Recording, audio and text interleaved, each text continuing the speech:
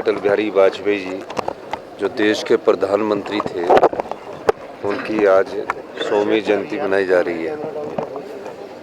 इस अवसर पर मैं ये कहना चाहूँगा कि पूर्व प्रधानमंत्री अटल बिहारी वाजपेयी जी का हिमाचल से बहुत पुराना रिश्ता था। वो हिमाचल के मनाली में प्रीणी में आते थे और अक्सर हिमाचल के प्रति और प्रकृति के प्रति उनका एक अपना मोह था। वो एक पोइट थे, वो एक भारतीय जनता पार्टी के जब को फाउंडर मेंबर थे, और मैं ये भी कहना चाहूँगा वो एक स्टेट्समैन के रूप में कार्य करते थे। भारतीय जनता पार्टी के 2 MP जीत कर आए, लेकिन अटल बिहारी वाजपेयी जी ने भारतीय जनता पार्टी की और RSS की विचारधारा को मजबूत भी किया। और जब हमेशा जो पूर्व प्रधानमंत्री राजीव गांधी जी भी थे, उनके साथ भी उनके बड़े अच्छे संबंध थे। और एक बार तो कांग्रेस पार्टी की जब केंद्र में सरकार थी तो उन्हें यूएनओ में टीम लीडर बनाकर भेजा गया। तो उस समय की लोकतांत्रिक जो चीज़ें थी उसको वो व्याख्यान करते थे और देश की गरिमा को बनाए रखने में महत्वपूर्ण योगदान देते थे। स्पष्टवादी थे। पहले दिन जब उनकी 13 दिन की सरकार बनी, फिर 13 महीने की सरकार बनी, फिर पूरे टर्म की उनकी सरकार बनी, तो बिल्कुल स्पष्टता से अपनी बात करते थे। उन्होंने जो देश के लिए किया है उसको हमारा हिंदुस्तान हमेशा याद रखेगा। धन्यवाद।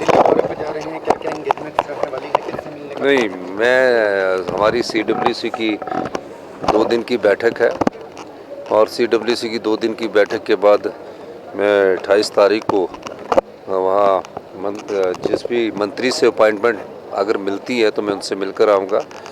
और निश्चित तौर पर प्रदेश के हित की बात है और प्रदेश के हित के लिए हमें केंद्र सरकार पर मिलना ज़रूरी भी होता है। फेडरल स्ट्रक्चर्स में हर स्टेट में का एक राइट होता है। तो इस दृष्टि से हम आने वाले समय में जनवरी के महीने में हमारी काफ़ी व्यस्तता रहेगी और इस मामले में क्योंकि बजट है और बजट से संबंधित हम सब चीज़ों को सरकार के उठाएंगे। क्योंकि हमारा जो GST कंपनसेशन है जो है, क्योंकि हम प्रोड्यूसर स्टेट है, हम कंज्यूमर स्टेट नहीं है। GST लगता है, जैसे कि जो शिमला में कोई चीज़ खरीदेगा तो उसमें GST लगेगा। अब हम बद्दी को फार्मा हब तो कहते हैं, लेकिन उससे GST हमको कम आता है। तो GST कंपनसेशन हमारा बंद हुआ है।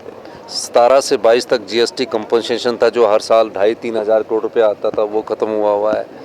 दूसरा RDG कम हुई है और सारे रिसोर्स कम किए। हमारी OPS देने के कारण हमारी लोन की लिमिट को भी कम कर दिया गया है। तो इन सब स्थितियों से मैं आने वाले समय में केंद्रीय नेताओं से मुलाकात करके इस बात को उठाऊंगा भी, और ये मैं सोचूंगा कि हमें कैसे प्रदेश की जो हमने दिशा तय की है। और मुझे खुशी है कि हमारे प्रदेश की दिशा तय करने में हमारे सभी विधायक, मंत्रिमंडल और जो हमने बजट में कहा उस दिशा में हम आगे बढ़ रहे हैं।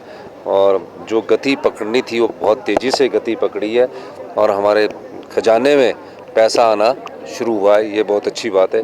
यही मैं कहना चाहता हूँ। बहुत बहुत धन्यवाद। Bhushan Jewellers festival bonanza, lucky draw बदल देगा आपकी जिंदगी। 10,000 की खरीद पर 3 चमचमाती कार और 5 स्कूटियां। तो आज ही विजिट करें भूषण ज्वेलर्स सोलन।